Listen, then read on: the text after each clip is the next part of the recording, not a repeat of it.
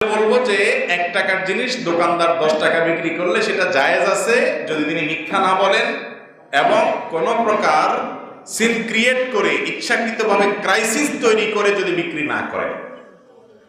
ধরুন কথার কথা, আপনি একটা কলম, এটা 10 টাকা দাম, আপনি 100 টাকা দাম চাচ্ছেন। ক্রেতা সে যদি 100 টাকা এটা নিতে রাজি হয় তার ব্যাপার। ইসলাম এক্ষেত্রে ফ্রিডম দিয়েছে, স্বাধীনতা দিয়েছে ক্রেতা বিক্রেতা উভয়কে।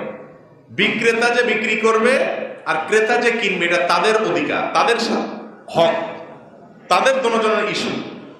বিক্রেতা যে দামটা চাইছে, ক্রেতা যদি বলে কোনো অসুবিধা নেই, আমার জন্য কোনো, আমি রাজি আছি, তারা উভয় যদি সম্মত থাকে, ইসলাম এক্ষেত্রে কোনো বাধা দেয় না। এটা হলো মূল কথা।